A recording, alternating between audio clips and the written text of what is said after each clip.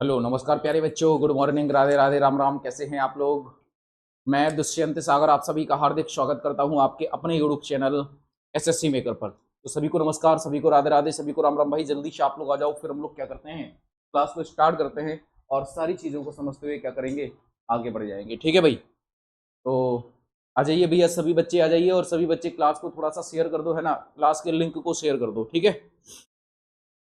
तो आप लोग बहुत अच्छे से जानते हैं कि ये जो आपकी क्लास चलती है भाई, ये आपकी जीके जीएस की क्लास चलती है। ठीक है भाई? तो जीके और जीएस की क्लास चलती है। ठीक है?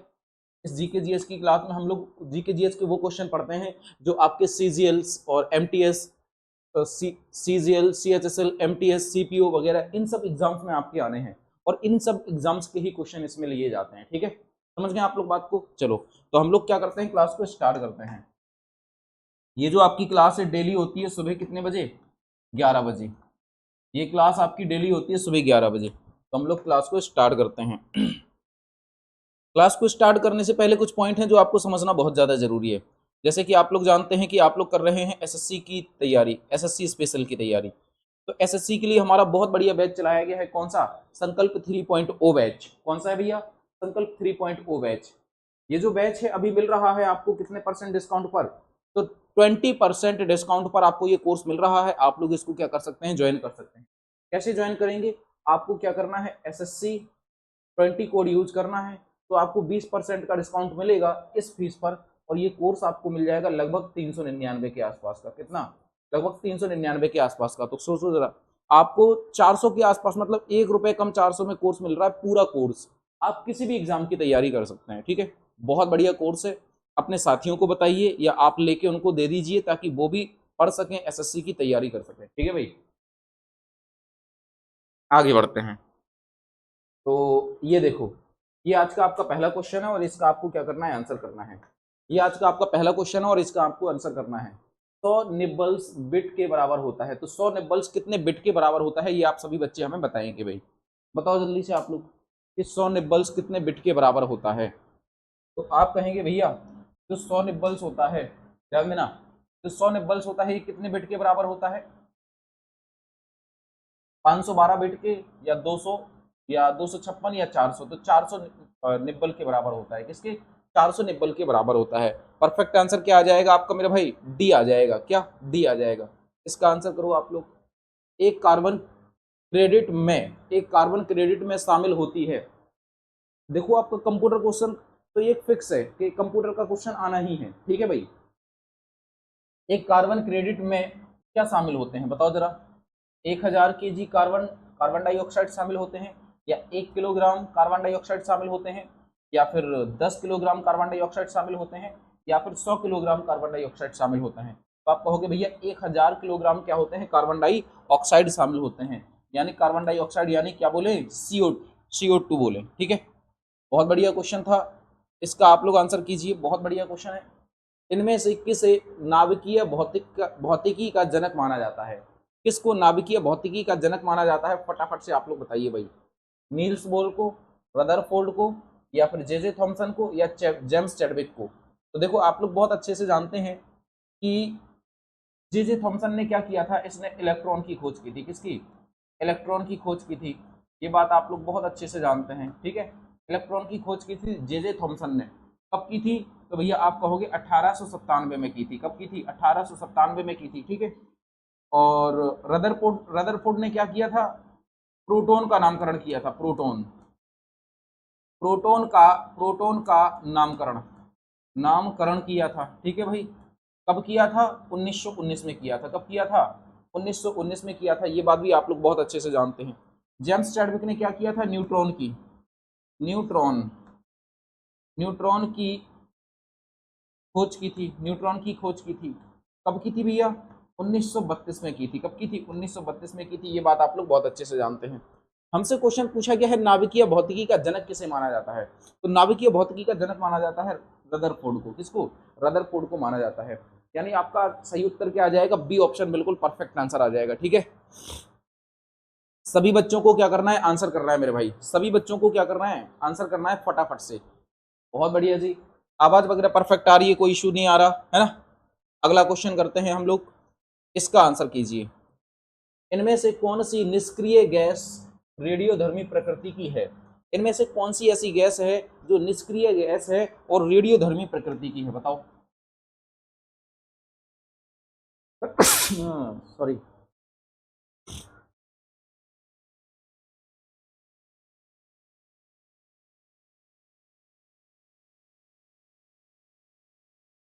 इनमें से कौन सी ऐसी गैस है जो रेडियोधर्मी गैस है, और रेडियोधर्मी गैस है और मतलब निष्क्रिय गैस है और रेडियोधर्मी प्रकृति की है?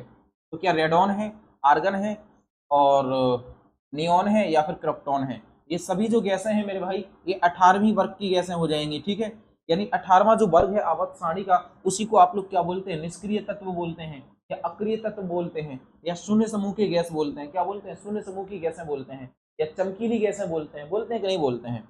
जिसमें से जो रेडॉन है मेरे भाई, ये क्या हो जाएगी? ये एक रेडियोधर्मी प्रकृति की हो जाएगी। तो आंसर क्या आ जाएगा? Radon will be the right answer of this question. Radon will be the right answer of this question, है ना।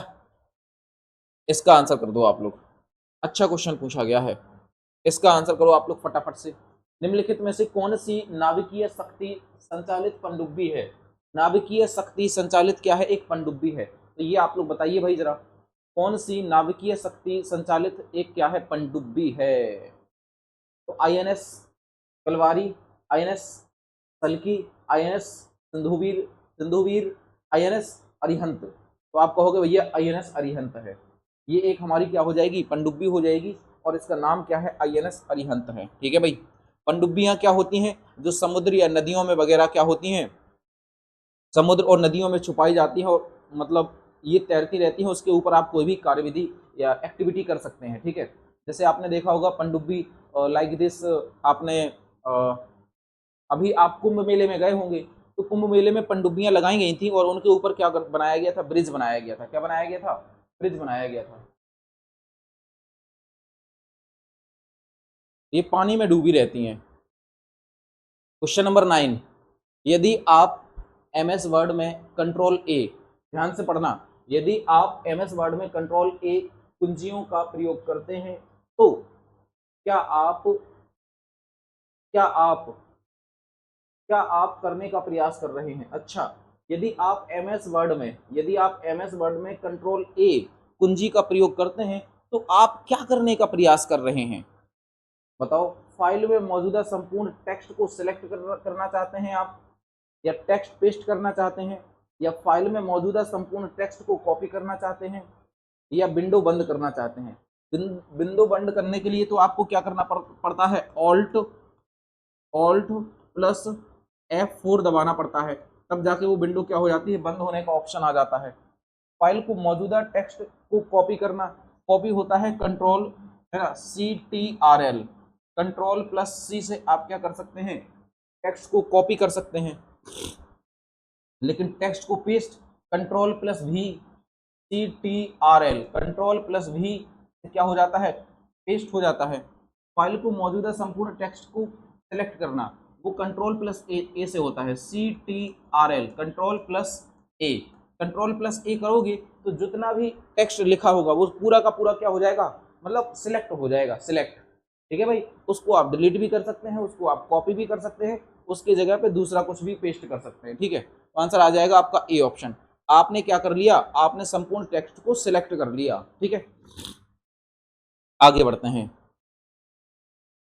नेक्स्ट। अच्छा क्वेश्चन पूछा गया है, अशोक महान से संबंधित थे।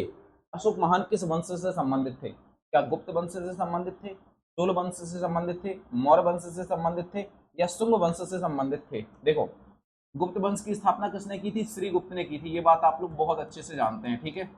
गुप्त वंश की स्थापना की थी किसने? श्री गुप्त ने की थी। चोल वंश की स्थापना किसने की थी? विजयालय ने की थी। किसने? विजयालय, विजयालय ने की थी। ये बात आप लोग बहुत अच्छे से जानते हैं, ठीक है। और मौर्य वंश की स्थापना किसने की थी? चंद्रगुप्त मौर्य ने, चंद्रगुप्त मौर्य ने की थी। मौर्य वंश की स्थापना किसने की थी? चंद्रगुप्त मौर्य ने की थी। और शुंग वंश की स्थापना किसने की थी? पुष्यमित्र शुंग ने की थी। पुष्यमित्र शुंग, पुष्यमित्र शुंग ने क्या की थी भैया? शुंग वंश की स्थापना की थी। This is clear. अब तुम यहाँ पे थोड़ा सा अपना दिमाग मत लगाने लग जाना कि यहाँ पे शुंग ऐसा लिखा है, यहाँ पे शुंग ऐसा लिखा है। भैया लो, जैसा आप चाहते हो हम वैसा लिख देंगे, ठीक है। शुंग। तो शुंग वंश की स्थापना किसने की थी? पुष्यमित्र शुंग ने की थी। हमसे कह रहा है अशोक किससे संबंधित था? तो अशोक था भैया मौर्य वंश से संबंधित था, क्योंकि आप लोग बहुत अच्छे से जानते हैं मौर्य वंश का जो सबसे पहला राजा था वो था चंद्रगुप्त मौर्य। चंद्रगुप्त मौर्य था, ध्यान देना जरा आप लोग, चंद्रगुप्त मौर्य था। चंद्रगुप्त मौर्य का बेटा कौन था? बिंदुसार था। कौन था? बिंदुसार था। ये बात आप लोग बहुत अच्छे से जानते हैं। बिंदुसार का बेटा क्या था? बिंदुसार के ऐसा माना जाता है कि 100 पुत्र थे बिंदुसार के। इन्हीं 100 पुत्रों में से एक था क्या? अशोक। अशोक अशोक ऐसा माना जाता है कि अशोक ने अपने 99 भाइयों की हत्या की और 99 भाइयों को मारकर क्या बना? अशोक राजा बना। इसीलिए इसको चंड अशोक के नाम से जानते हैं। तो आंसर क्या आ जाएगा आपका? आंसर आ जाएगा सी ऑप्शन। अशोक क्या करता है 261 बीसी में? अशोक क्या करता है 261 बीसी में? एक कलिंग युद्ध लड़ता है। कलिंग युद्ध, कलिंग युद्ध लड़ता है। ठीक है भाई, युद्ध लड़ा अशोक ने 261 बीसी में। क्या लड़ा? एक कलिंग युद्ध लड़ा। इस युद्ध में जीत गया। जब इस युद्ध में जीत गया तो फिर इसने क्या किया? इसने 261 बीसी के बाद युद्ध नीति को मतलब पूर्णतः त्याग दिया। इसने कहा कि अब हम युद्ध लड़ेंगे ही नहीं और धम्म नीति अपना ली। क्या अपना ली? धम्म नीति अपना ली। धम्म, धम्म का मतलब क्या है? धम्म का मतलब है, ये बौद्ध धर्म में यूज किया जाता है ये शब्द। तो बौद्ध धर्म को इसने क्या कर लिया? ग्रहण कर लिया बौद्ध धर्म को, और संपूर्ण भारत में बौद्ध धर्म का क्या किया? इसने प्रचार भी किया। ठीक है भाई, तो आंसर क्या आ जाएगा आपका? सी ऑप्शन आ जाएगा, C option. This is clear. इसने अपने अभिलेख भी लिखवाए अशोक ने अपने अभिलेख भी लिखवाए। और अशोक का जो 13वां अभिलेख है, 13वां, अशोक का जो 13वां अभिलेख है उसमें क्या दिया गया? उसमें कलिंग युद्ध का वर्णन दिया गया है। किसका? कलिंग युद्ध का वर्णन दिया गया है। ये भी आपको क्या करना है? नोट करना है। अशोक का जो 13वां अभिलेख है उसमें कलिंग युद्ध का क्या दिया गया है मेरे भाई? वर्णन दिया गया है। This is clear. बहुत बढ़िया जी, बहुत बढ़िया। तो आंसर आपका क्या आ जाएगा? आंसर आ जाएगा आपका सी ऑप्शन आ जाएगा। ठीक है, नेक्स्ट करेंगे हम लोग। इसका आंसर करो जरा। निम्नलिखित में से मिश्र धातु में टीन नहीं होता है। निम्नलिखित में से मिश्र धातु में टीन नहीं होता है। बताओ किस मिश्र धातु में टीन नहीं होता है? सभी बच्चे बताएंगे कि किस मिश्र धातु में टीन नहीं होता है। क्या पीतल में टीन नहीं, मतलब टिन नहीं होता है? टिन, टिन है ना, यानी TIN, टिन नहीं होता है। क्या पीतल में टिन नहीं होता है, या गन मेटल में टिन नहीं होता है, या ये बेल गन मेटल है, ये गन मेटल है, ये ब्रॉन्ज है? तो भैया पीतल में नहीं होता है पीतल, क्योंकि पीतल में क्या क्या होता है? पिताजी, पिताजी। तो इसमें क्या होता है? इसमें भैया तांबा, तांबा प्लस जिंक मौजूद होता है। जिंक, तांबा और जिंक की मिश्रण से क्या बनता है? पीतल बन जाता है। तो आंसर क्या आ जाएगा? आंसर आ जाएगा ए। इसमें गन में टिन नहीं होता है, इसमें टिन नहीं होता है। क्या इतनी बात आपको समझ में आ गई? बताओ भाई फटाफट से। क्या इतनी बात आपको समझ में आ गई? तो इसको आप लोग नोट करते चलो।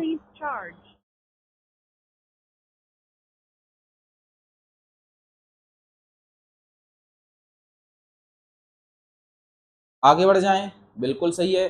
चलो जी, क्वेश्चन नंबर नेक्स्ट करेंगे हम लोग। इसका आंसर कीजिए। कह रहा है निम्नलिखित में से कौन सा शाकनाशी है? निम्नलिखित में से कौन सा क्या है? शाकनाशी है। ये आपको क्या करना है? बताना है। तो कौन सा एक शाकनाशी है? ये आप लोग हमें क्या कीजिए, बताइए भाई, कौन सा एक शाकनाशी है?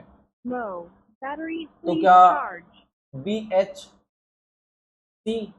या 2,4-D, या DDT, या फिर एल्ड्रिन शाकनाशी है? तो ये क्या हो जाएगा? ये एक दवा हो जाएगी जो कि क्या है? शाकनाशी दवा है। तो आंसर क्या आ जाएगा? बी ऑप्शन आ जाएगा। क्या? B option. इनमें से किसे मलेरिया के संचरण संबंधी शोध के लिए नोबेल पुरस्कार से सम्मानित किया गया था? किससे? नोबेल पुरस्कार से